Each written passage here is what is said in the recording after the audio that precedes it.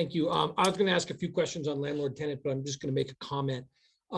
I appreciate the comments we've received. I appreciate the comment just now from Ms. Cassell. And I do want to state that I think that anybody who is implying that the council voting yes or no on this easement will prevent the tenants from being displaced is being misleading.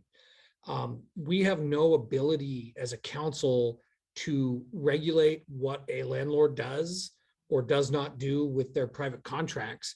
The developer mentioned that the clients are on 30-day leases. Those are governed by the Montana Tenant Landlord Association or the Montana Tenant Landlord Act, which means that whether we vote yes or we vote no, tomorrow they could be given notice that they need to vacate those properties within the days in the terms of their contract.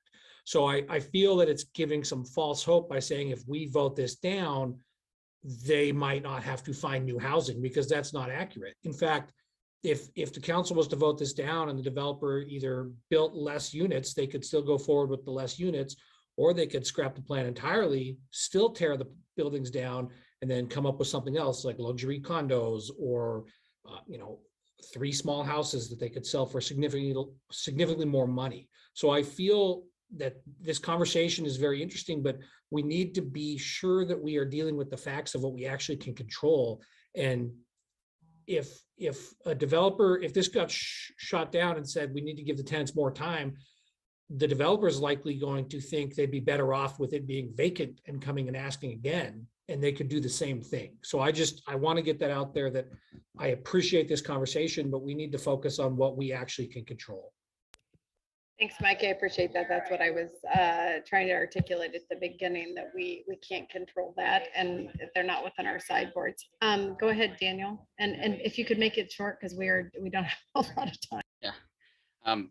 Yeah. I mean, although we can't control private property rights, what we can control is density, easements, things like that. And when the 12 renters have nowhere to go in town right now, and the vacancy rates, been below 1% for quite some time. Sometimes I think we need to be creative in finding solutions to follow our housing policy that says that we should preserve current affordable rentals.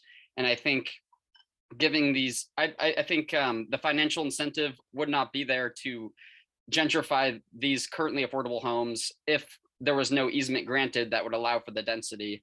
So I think we do have power as a council to say that we have to allow all development is not correct. Not saying that anybody's saying that, but I just believe that, sometimes we have to be creative in our solutions. And I think not granting the easement today would be to at least show some solidarity with the current renters, that we're not here to just vote for things that allow gentrification left and right.